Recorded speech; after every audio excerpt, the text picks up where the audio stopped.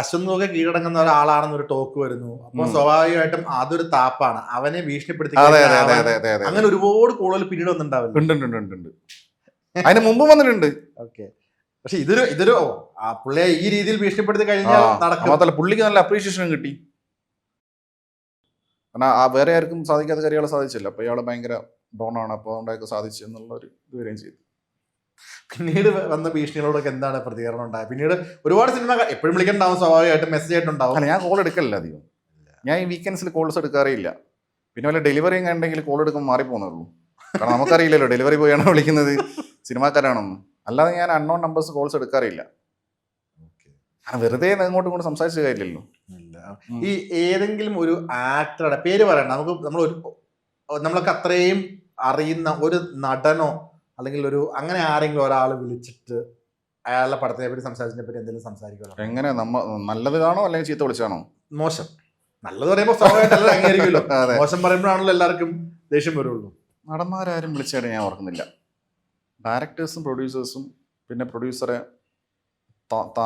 താങ്ങുന്ന ആൾക്കാരും അങ്ങനത്തെ ആൾക്കാരൊക്കെ ഉള്ളൂ. നടന്മാരും വിളിച്ചില്ല. കാരണം അവർക്കൊരു ഇതുണ്ടാവില്ല, ഇത് പുറത്തു വിട്ട് കഴിഞ്ഞാൽ നാണക്കേടല്ലേ കോള്. മറ്റവർക്ക് നാണക്കേടില്ലല്ലോ പ്രൊഡ്യൂസേഴ്സിന്. അവരാരാ ഉണ്ണിക്ക് വൻ പണിയല്ലേ കിട്ടിയത്.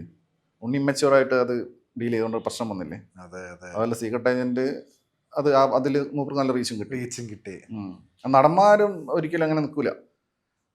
അവർ വേണേൽ വേറെ കൊണ്ട് വിളിപ്പിച്ചാലേ ഉള്ളൂ. എന്നെ വിളിച്ചിട്ടില്ല, ഒരു നടൻ വിളിച്ചില്ല. അല്ലാതെ താങ്ക്സ് പറയാൻ വേണ്ടി വിളിച്ചിട്ടുണ്ട്, ഇഷ്ടംപോലെ വിളിച്ചിട്ടുണ്ട്. ഞാൻ കണ്ടിട്ടുണ്ട്. ഇപ്പം അശ്വന്ത് ഒരു നല്ലത് പറഞ്ഞു കഴിഞ്ഞാൽ പിറ്റേ ദിവസം എല്ലാ പ്രൊമോഷൻ ഗ്രൂപ്പുകളിലും കാര്യങ്ങളിലൊക്കെ അശ്വന്തിന്റെ നല്ലത് പറയുന്നതിന്റെ പോയിന്റ് എടുത്ത് വെച്ചിട്ടായിരിക്കും ഫസ്റ്റ് ടീസർ വരുന്നത്. അതിനെ അവർക്ക് തെറി കേൾക്കാറുണ്ട്. കാരണം അതിന്റെ തൊട്ട മുമ്പിലത്തെ സിനിമ മോശം പറഞ്ഞ ആൾക്കാർ തന്നെ നാണമില്ലേ ഇവന്റെ ഒക്കെ എടുത്തിട്ട് ഇടാൻ. പ്രത്യേകിച്ച് നടന്മാർക്ക് നല്ല തെറി കേൾക്കും. ഇവന്റെ ഒക്കെ ഇടാൻ നാണമില്ലേ മറ്റേ ഇല്ലേ. പക്ഷെ അത് കയറിയാത്ത ആൾക്കാർ ഇടാറുണ്ട്. അതായത് മോശം പറയുമ്പോൾ നമ്മൾ തെറി വിളിക്കും, നല്ലത് പറയുമ്പോൾ എടുത്തിട്ടും. അത് എന്റെ മാത്രമല്ല, ഒരുവിധം എല്ലാവരും ഉണ്ണീന്റെ ഒക്കെ ഇടാറുണ്ട്. ഇത്രയും നമ്മളൊരു റിവ്യൂ ചെയ്യുന്നു, അതിന്റെ നമ്മൾ സ്വസ്ഥമായിട്ട് വീട്ടിൽ പോയിരിക്കണം. പിന്നീട് നടക്കുന്ന ഈ കോലാഹലമൊക്കെ എങ്ങനെ എൻജോയ് ചെയ്തു കണ്ടിട്ട് നോക്കൂ. ഈ കമന്റ്സ് ഒക്കെ വരുന്നു, ആളുകൾ പ്രസ് മീറ്റ് ചെയ്തിട്ട് അശ്വന്തോ കാരാണ് എന്നെ വെല്ലുവിളിക്കും, ഞാൻ അവനെ വെല്ലുവിളിക്കും, അവൻ എന്നെ ചിലപ്പം എന്താണ് താറടിച്ച് കാണിച്ചേക്കാം, പക്ഷെ എനിക്കത് പ്രശ്നമല്ല, അയാളാണെന്ന് പറയാൻ. ഇങ്ങനെ ഒരുപാട് നടന്മാരും ടെക്നീഷ്യന്മാരും ഒക്കെ ഇങ്ങനെ വെല്ലുവിളിക്കുന്നുണ്ട്. അപ്പം അന്നേരം ഒന്നും അശ്വന്ത് മറുപടി കൊടുക്കാൻ കണ്ടിട്ടില്ല. ഈ ഒരു റിവ്യൂ പറയുന്നു സമാനമായിട്ട് വീട്ടിൽ നിന്നെല്ലാം കണ്ട് എൻജോയ് ചെയ്യണം. മറ്റേ ഈ സ്പൈഡർ സിനിമയിലെ സൂര്യ സൈക്കോയിട്ട് അല്ല, കയോസ് എനിക്ക് ഇഷ്ടമാണ്. പിന്നെ എന്താ വെച്ച് കഴിഞ്ഞാല് എന്റെ ലൈഫ് വീക്കെൻഡ്സിൽ ഒരു ലൈഫും വീക്ക് ഡേയ്സിൽ വേറെ ലൈഫാണ്. മനസ്സിലായില്ല. അതായത് വീക്കെൻഡ് ആകുമ്പോൾ ഞാൻ വേറെ മോഡലാണ്. ഞാൻ നേരത്തെ പറഞ്ഞു, നേരത്തെ ഉറങ്ങണം, റിവ്യൂസ് ചെയ്യണം, കുറച്ചും കൂടെ നമ്മൾ വർക്കഹോളിക്കായിട്ട് ചെയ്യേണ്ടി വരും. അപ്പോൾ ഒരു വീക്കിൽ ഇപ്പം ഞാനിപ്പോൾ ഒരു റിവ്യൂ ഇട്ട് ഇപ്പോൾ 2 വലിയ സിനിമ ഇറങ്ങിയെന്ന് വെച്ചോ. ഇപ്പം ഹൃദയപൂർവ്വം ലോകെ ഒരു ദിവസം ഇറങ്ങിയ സിനിമ. അപ്പം സ്വാഭാവികമായിട്ടും ലാലേട്ടൻ സിനിമയിൽ നമ്മൾ ആദ്യം കാണാം. അപ്പോൾ ഹൃദയപൂർവ്വം ഞാൻ വീഡിയോ ഇട്ട് ഞാൻ അതിൻ്റെ ആദ്യം വരുന്ന കമൻസ് നോക്കും. കാരണം നമുക്ക് ഒരു സപ്പോർട്ട് നമ്മൾ പറഞ്ഞതിന് അനുകൂലമായിട്ടാണോ ആൾക്കാർ ഇതിനെ വിലയിരുത്തുന്നത് അറിയാൻ വേണ്ടിയിട്ട് നോക്കും. ഒരു 100 കമൻസ് 200 കമൻസ് ഒക്കെ കഴിഞ്ഞാൽ പിന്നെ ഞാൻ നോക്കാറില്ല. പിന്നെ ഇത് അത്രയും കമൻസ് വരും. എൻ്റെ മിനിമം ഒരു വലിയ പടത്തിനൊക്കെ 1000, 2000, 3000, 4000 കമൻസ് ഒക്കെ വരും. പെമ്പുരാനൊക്കെ എത്രയോ 10,000 കണക്കിന് 20,000 കണക്കിന് കമൻസ് ഉണ്ട്. അപ്പോൾ ഇതൊന്നും വായിക്കാൻ കഴിയില്ല. അപ്പോൾ ഞാൻ എങ്ങനെ വെച്ചാൽ എനിക്ക് ക്യൂരിയോസിറ്റി പോകുന്ന ഒരാളാണ്. ഞാൻ ക്യൂരിയോസിറ്റി പോകുന്ന ഒരാളാണ്. ഓക്കെ.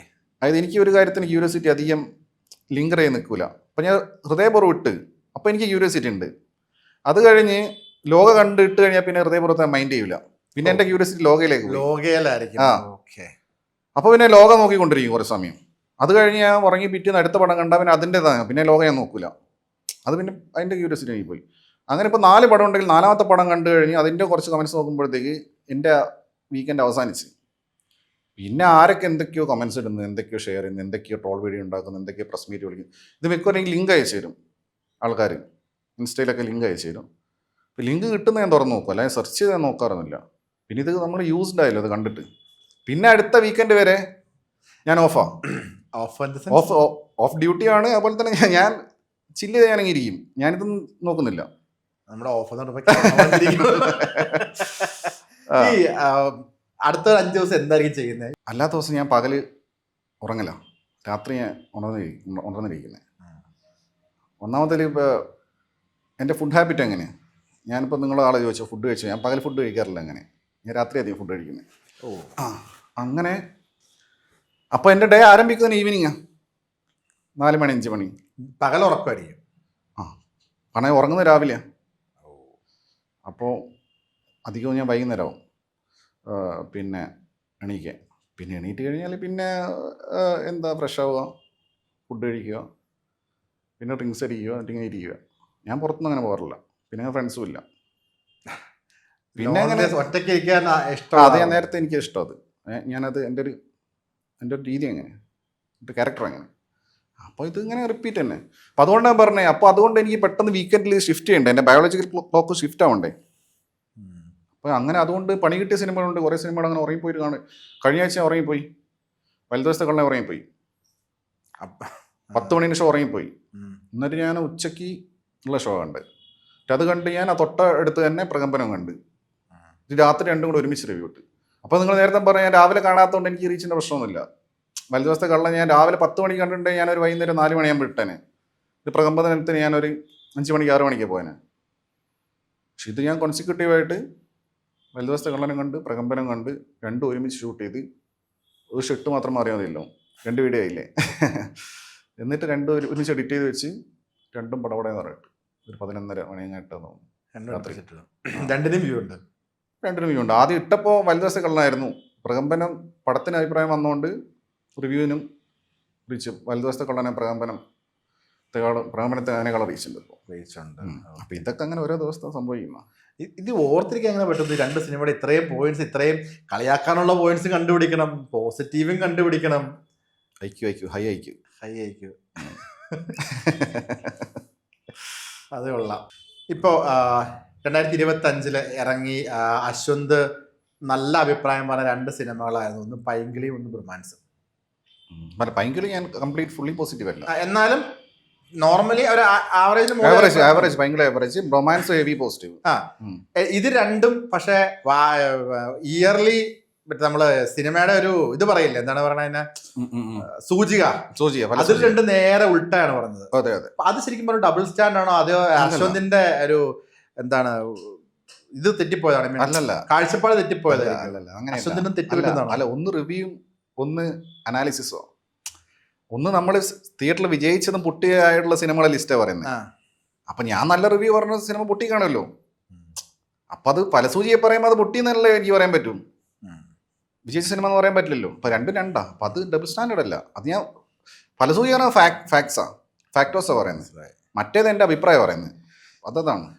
ഇപ്പൊ ഞാൻ ചോദിക്കട്ടെ, ഇപ്പം എല്ലാവരും ചോദിക്കുന്ന ഒരു കാര്യമാണ്, എല്ലാവർക്കും അഭിപ്രായം പറയാൻ റീസൺ ഉണ്ട്.